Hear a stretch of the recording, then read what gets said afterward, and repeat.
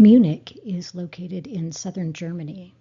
It's about an hour and 45-minute drive from Salzburg, Austria, which is where The Sound of Music was filmed.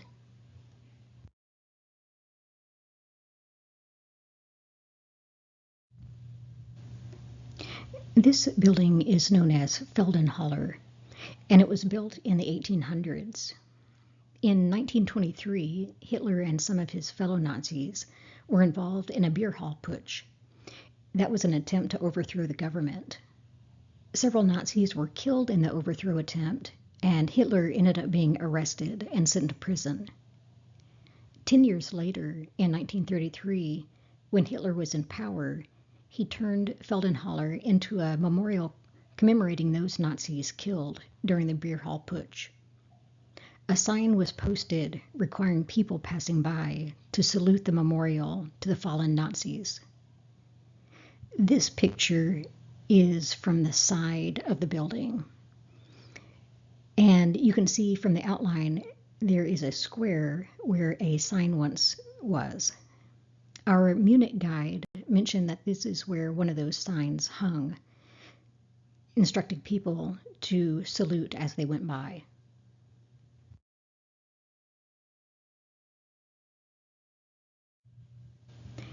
In order to avoid having to give the Nazi salute, some people would take a detour through an alley rather than pass by the memorial.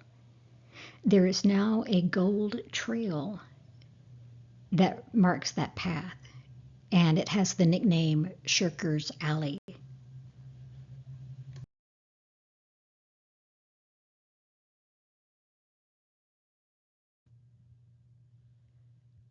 Next, we'll take about a 2-hour drive from Munich north to Nuremberg.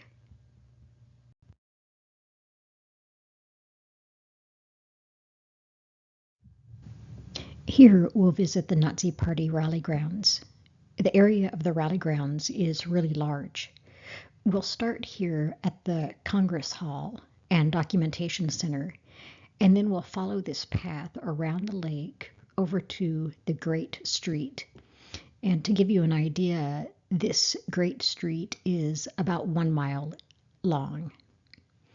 Partway down the street, we'll turn left and follow the path around the lake before turning right over to the stadium and to Zeppelin Field.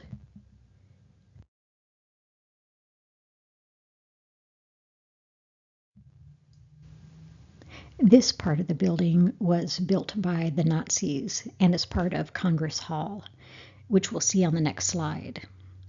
Unlike the granite facade and symmetry used in Nazi construction, the Documentation Center, you can see part of it up here, was built with steel and glass and was purposely asymmetrical to contradict Nazi design.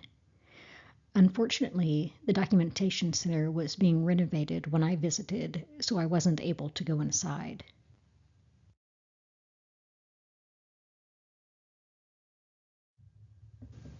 In this aerial view, you can see how Congress Hall has a horseshoe shape.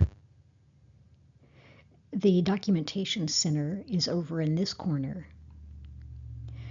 The Nazis started construction in 1935, and as you can see, it was never completed. The original design had plans for a roof and skylight. The roof was designed to not require pillars so that the crowds of 50,000 people would have an unobstructed view of Hitler speaking before them.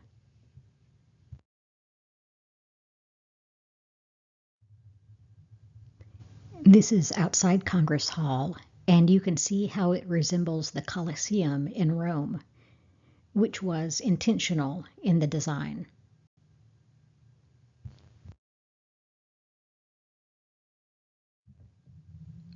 The Great Street was constructed of granite slabs and is nearly a mile in length and 60 meters wide. To give you an idea of how wide the road is, 60 meters is equal to about 65 yards. So a little over half the length of an American football field is how wide this road is. The Nazis planned to use this street as a focal point for military parades during their massive Nazi Party rallies.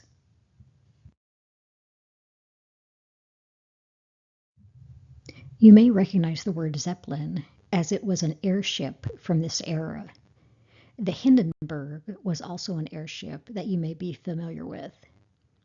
Zeppelin Field is a massive open area that was used in Nazi Party rallies. The field could hold about 100,000 soldiers, and the U-shaped stands could hold about 80,000 spectators. Hitler would stand in this area to give speeches. On the next slide are a couple of pictures I took from the road that runs behind the stands. And on the slide after that will be a view from this area looking towards the grandstand.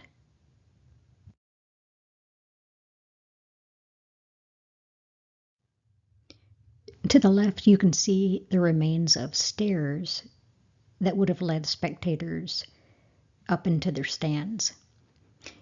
If you look at photos from the 1930s and 1940s, oftentimes you'll see flag poles with Nazi flags on each of these pillars. I took the picture on the right from this back area looking towards the grandstand. Hitler would have walked through this door and then walked down to the area where this person is standing to deliver his speeches.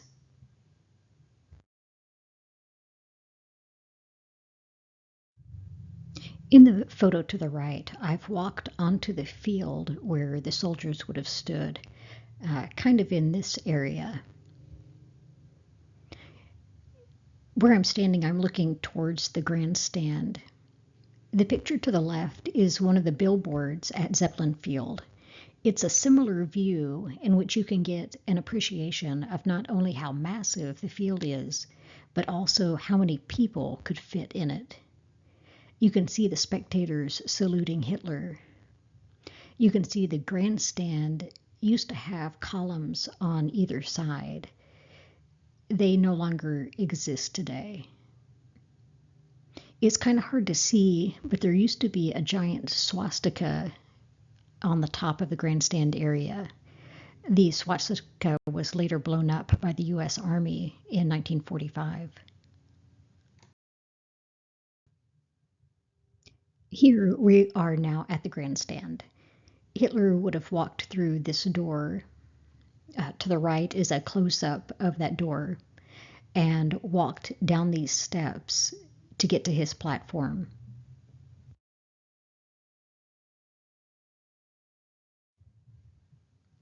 In this view, I'm standing up by the door, and you can see a person standing where Hitler would have stood on this platform. On the billboard to the left, you can see Hitler standing from that platform looking out onto the field. There are still some sections in the spectator stands where you can see the cement seating, but in most of the other areas, the stands are overgrown with vegetation, as you can see around here.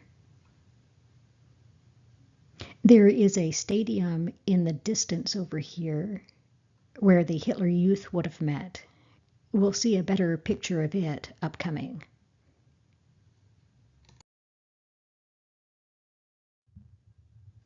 I know this photo is really busy, but I just want to give you a better idea of where the spectator seating is. So this is the grandstand where Hitler would have stood on his platform.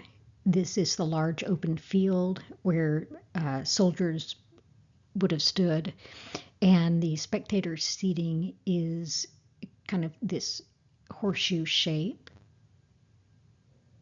And you can see this segment here has the cement seating, and then you can see how all of this other seating is overgrown.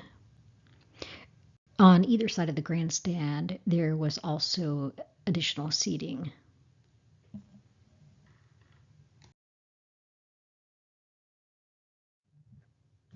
Again, you can see the stadium in the distance.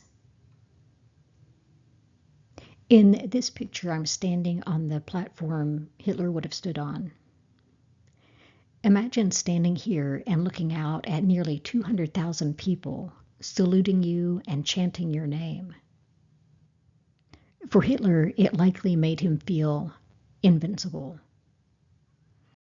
As I stood here, it was terrifying to think so many worshipped him and supported his hate-filled policies.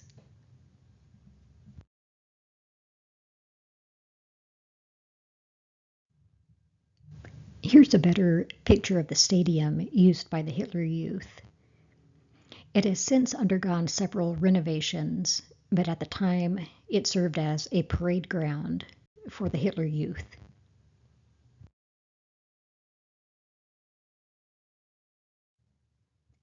Now we'll move from the rally grounds to where the Nuremberg trials took place. The trials took place in 1945 and 46 in courtroom 600 in the Nuremberg Palace of Justice. Courtroom 600 is located here, and we'll look inside on the next slide.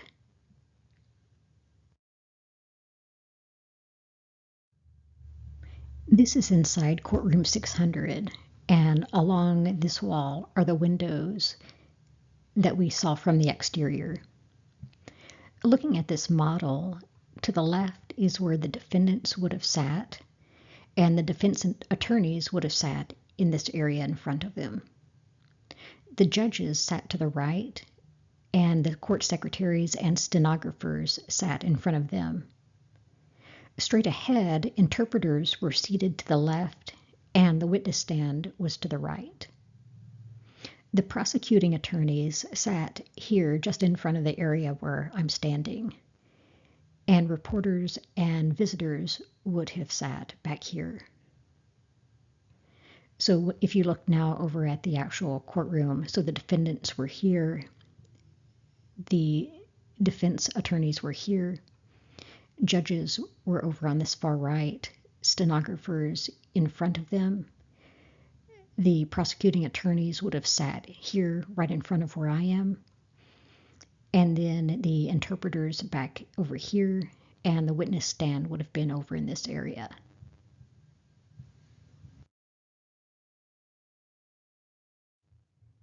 This is one of the ornate doorways.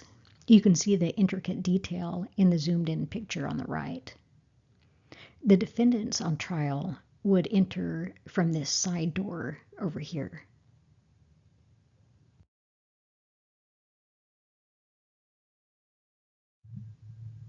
These are two of the original defendant benches that are in the museum.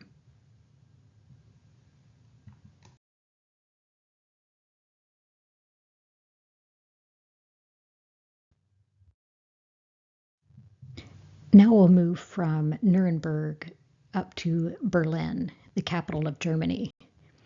Berlin is located in northeast Germany.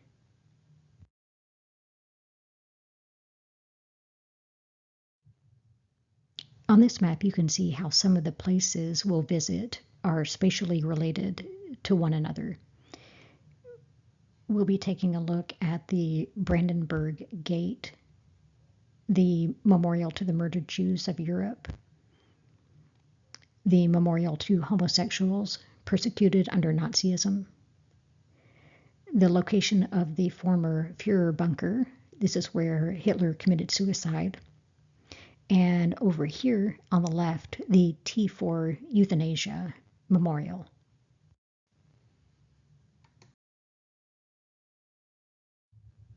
Here we've zoomed in a bit. We'll start in this really large open area, which is the site of the Memorial to Murdered Jews of Europe. From there, we'll visit the Memorial to homosexuals persecuted under Nazism. And then we'll go over here to the Führer bunkers location. Around the corner to the George Elser Memorial. And then we'll look at an example of stumbling stones.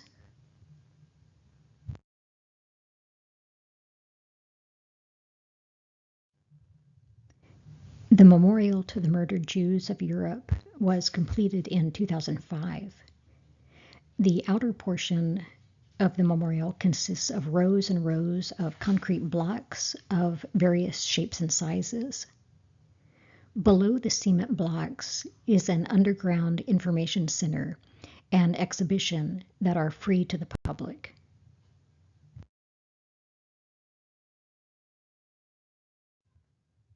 The room on the left is called the Room of Dimensions.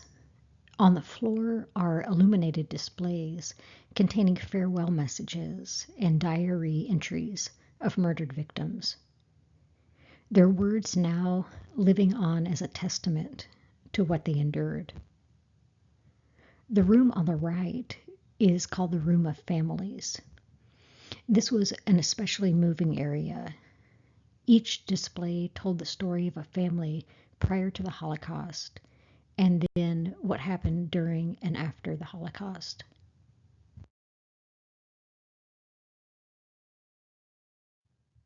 Here's an example of one of the families. The Pierboom family was from the Netherlands, and the big picture at the top shows the bride and groom and their family in their wedding in 1940.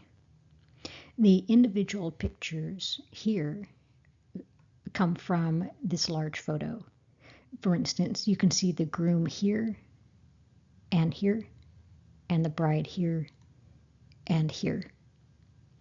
It's kind of hard to see, but the captions in white are those who survived the Holocaust, and the captions in orange are those who perished.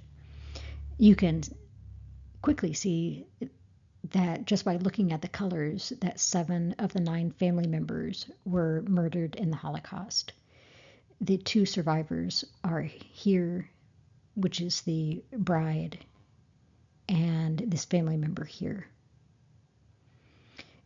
Of the ones that were murdered in the Holocaust, 3 were murdered at Sobibor, 2 were murdered at Mauthausen, and 2 were murdered at Auschwitz.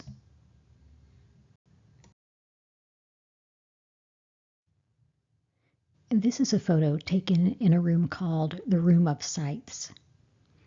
Although there were thousands of sites of various forms of Nazi persecution, the map in this room shows more than 500 of those.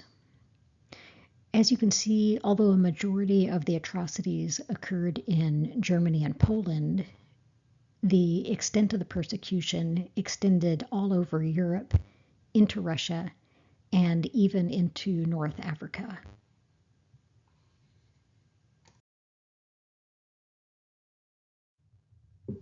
There are a total of 2,700 concrete blocks that make up the memorial. The number 2,700 is not of any particular significance. It's just the number of blocks that were able to fit within the space of the memorial.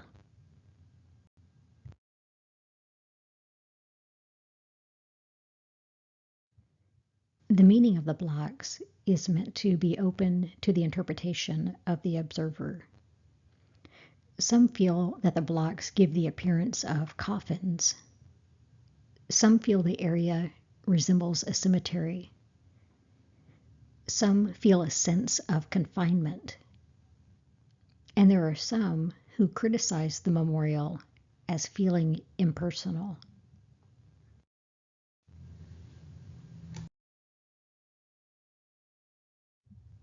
Across the street from the memorial to the murdered Jews of Europe is the memorial to the homosexuals persecuted under the National Socialist regime. The memorial opened in 2008 and consists of a cement block with a small window. Looking in the window, there is a video loop of same-sex couples kissing.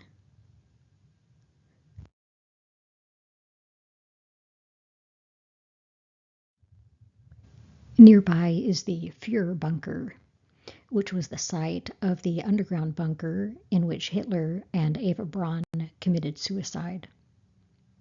Hitler lived in the bunker from January 16, 1945, until his death 3 months later. Hitler and Eva Braun married on April 29th in the bunker, and both committed suicide the following day, April 30th. Hitler by a self-inflicted gunshot wound, and Eva by cyanide poisoning. The corridors to the underground bunker were later sealed off, and the only indication that there was ever a bunker here is this sign in front of a parking lot.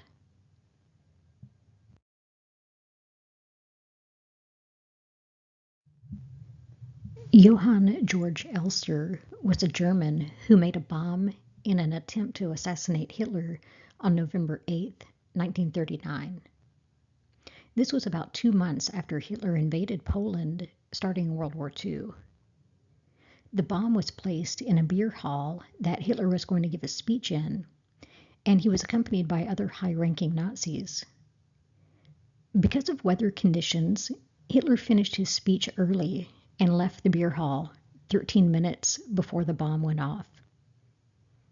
Elser was later imprisoned at Sachsenhausen concentration camp before eventually being transferred to Dachau concentration camp, where he was later shot to death in April 1945. His story is quite fascinating, and I encourage you to read up on him. One can only imagine how different things would have been if Elser's assassination attempt had succeeded. In 2011, this monument was constructed in Berlin in honor of Elser, and it can be found in the vicinity of the Führer bunker.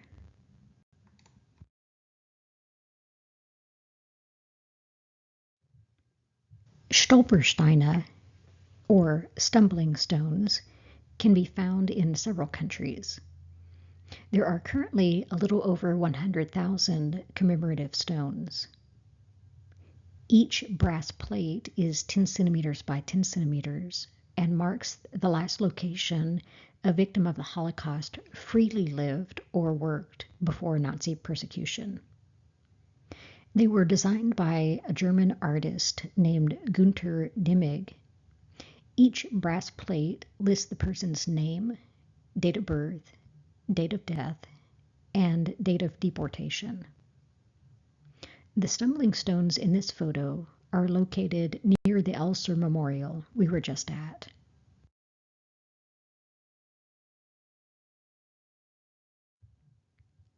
I've zoomed in on some of the stones. All of the stones either start with "Here lies" or "Here worked." All of the stones in this grouping start with "Here worked."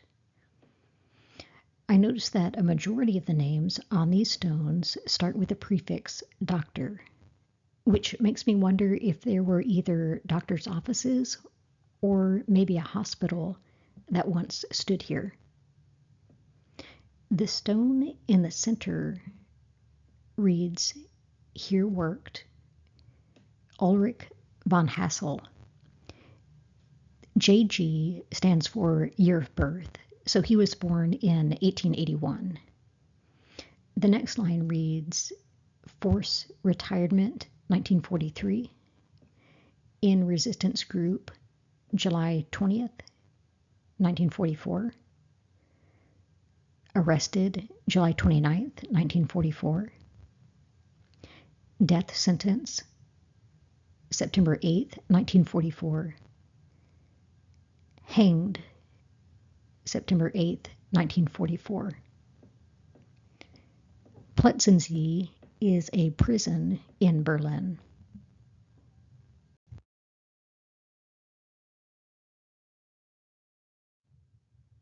In the middle of this open square, on May 10th, 1933, university students dressed in Nazi uniforms made a bonfire and burned over 20,000 books.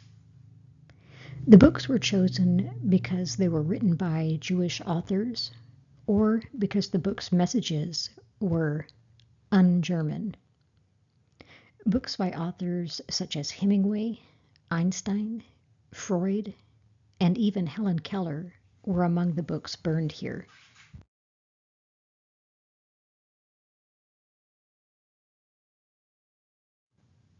The photo to the left is the empty library memorial at the site of the book burnings. It consists of a glass case that you look through to see a small underground room with empty bookshelves. This is a nearby plaque. To the left is a quote by Heinrich Heine in 1820 that says, "That was a prelude. Only where you burn books, you end up burning people too." To the right reads, "In the middle of this square, on May 10th, 1933, National Socialist students burned the works of hundreds of freelance writers, publicists, philosophers, and scientists."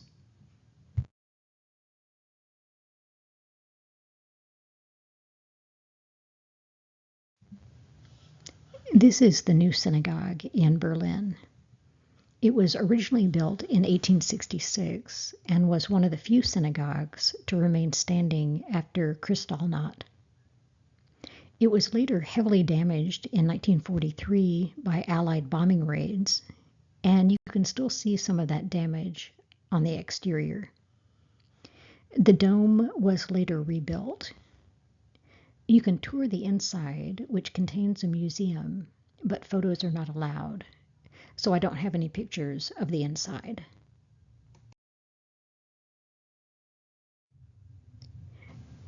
The Topography of Terror is an indoor and outdoor exhibit in Berlin. The area was the former site of the SS Reich security main offices and Gestapo headquarters. The outdoor area also includes a long segment of the Berlin Wall, which you can see here. The outdoor exhibit is to the left, and to the right is the Documentation Center.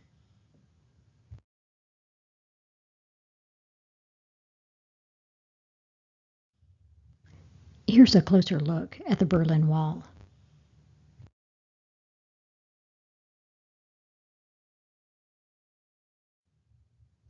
From this view, we can see the Berlin Wall to our right and the long Topography of Terror outdoor exhibit. You can also see some of the remains of Nazi buildings that once stood here. The exhibit provides a timeline of the Holocaust and is free to the public.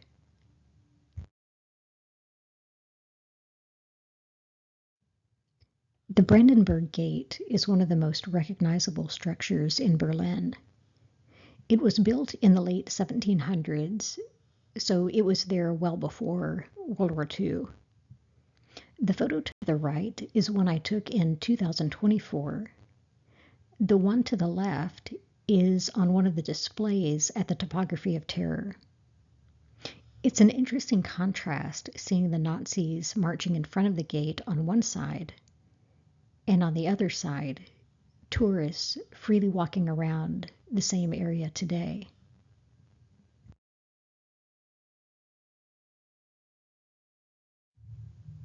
This is the memorial and information point for the victims of the National Socialist euthanasia killings. You may have heard of the T4 euthanasia program.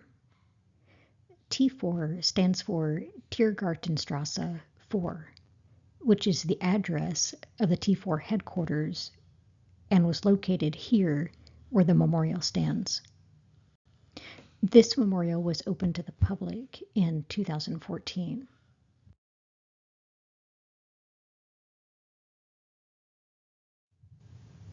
In front of the blue glass memorial is a long information wall that discusses the history of the T4 euthanasia program.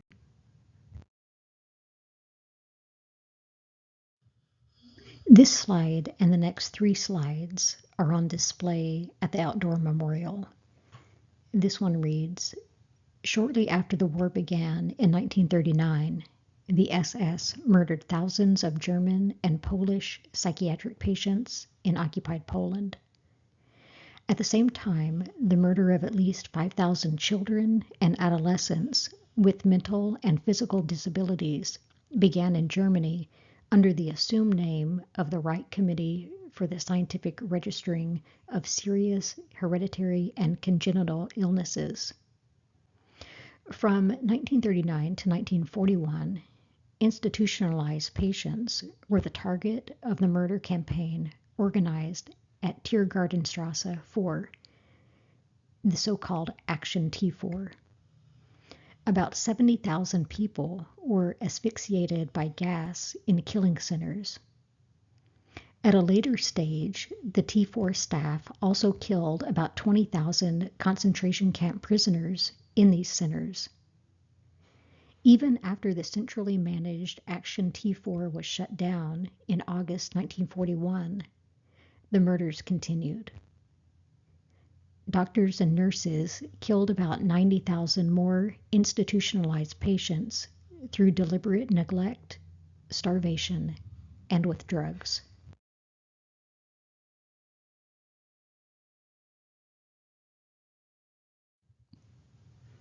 This information board is about Martin Bader and reads, "The master shoemaker, Martin Bader, was admitted to hospital in 1938 because of Parkinson's syndrome.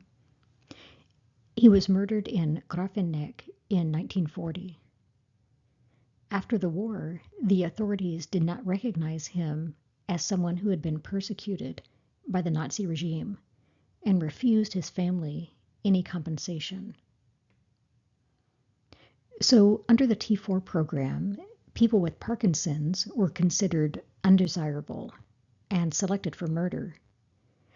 There are several notable figures from modern-day history who have Parkinson's whose names you may recall.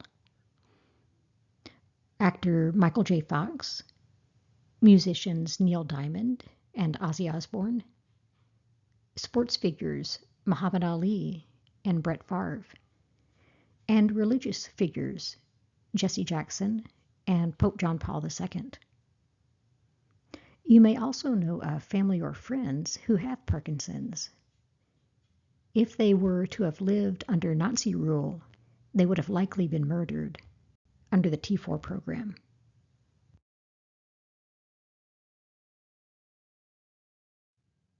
This information board is about Mary Punya. Mary was Jewish and married to a man who was not Jewish. The display reads, Mary Punya was sent to Ravensbrück concentration camp in 1940.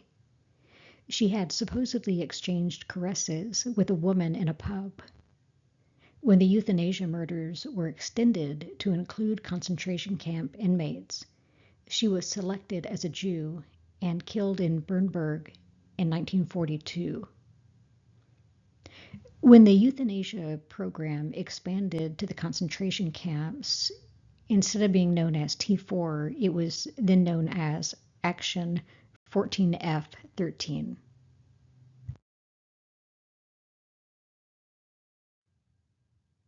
This information board is about Clara Novak. The board reads, Nurse Clara Novak suffered all her life from the harm caused by her forced sterilization.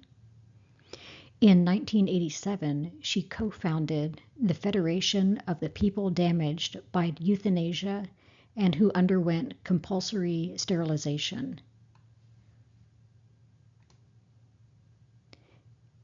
More about forced sterilization can be found on my videos on Auschwitz and Ravensbrück.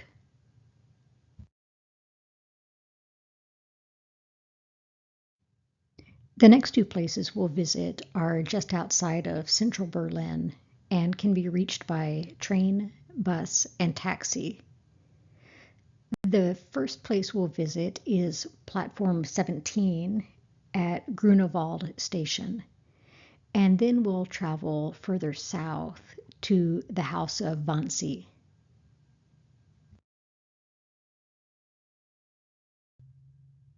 The Platform 17 Memorial is dedicated to over 50,000 people deported from this station during World War II.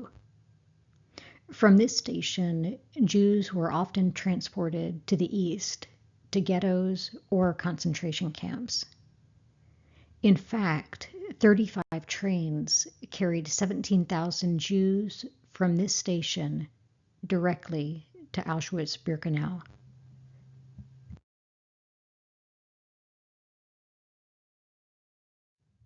The plaque to the left reads, "In memory of the more than 50,000 Jews in Berlin who, between October 1941 and February 1945, were deported and murdered by the National Socialist state to its extermination camps, mainly from the Grunewald train station, as a reminder to us to face any disregard for life and human beings courageously and without hesitation."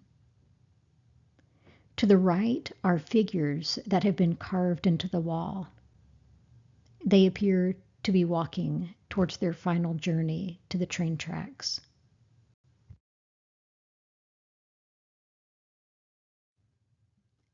This plaque reads, "In memory of tens of thousands of Jewish citizens of Berlin who were deported from here to the death camps and murdered by the Nazi executioners from October 1941 to February 1945.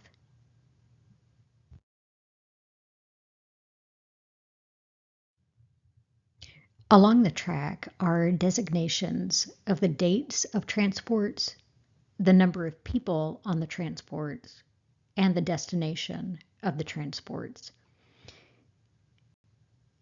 You can see them along here, and then here's an enlargement of a section.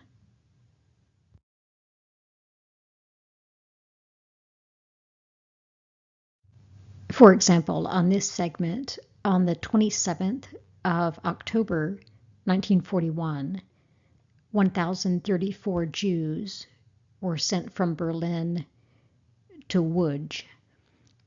Lodz is a city in Poland.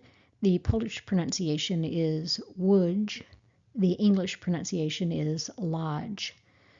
The Łódź ghetto was the second largest ghetto in Poland, and many of the Jews from Berlin were transported to the Łódź ghetto and then from there deported to other concentration camps. One of the primary camps was Auschwitz-Birkenau that they were transported to.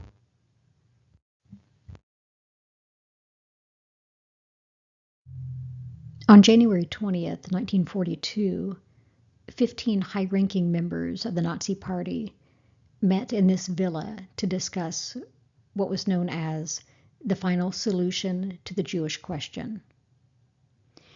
It was in this meeting that they formed a plan on how they were going to murder all the Jews in Europe.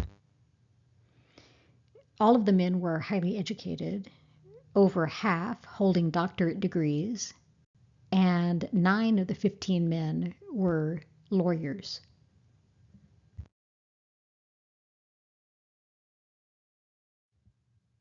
This is a letter on display at the House of Wannsee.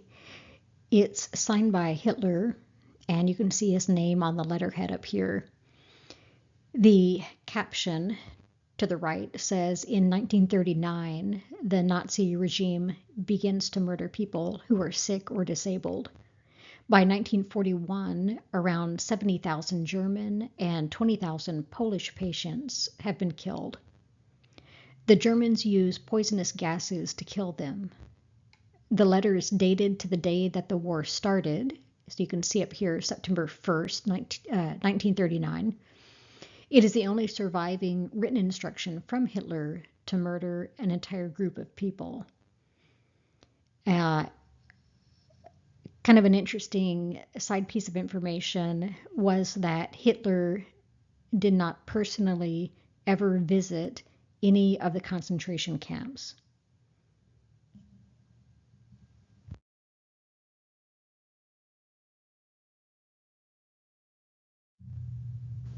The middle picture is of the dining room that is believed to be where the men met to discuss the final solution.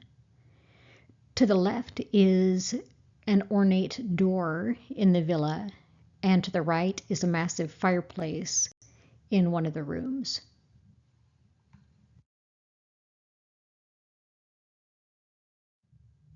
This is a picture of the back of the villa. To the left is a garden area, and to the rear is a lake.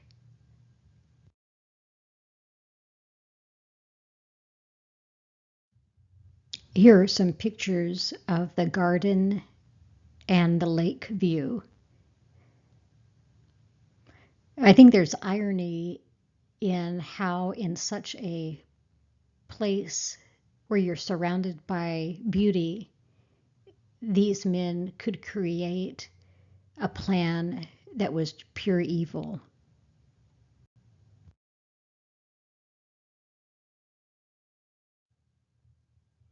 Of all the cities I visited in Germany, Berlin is my personal favorite. There is history literally around every corner. Some of the areas are more heavily visited by tourists, but then other areas, such as this, allow one to reflect in solitude. One of my favorite things about Berlin is how it is a true melting pot of various cultures, languages, and ethnicities. And I feel through diversity, we become better stewards of exhibiting empathy, compassion, and understanding.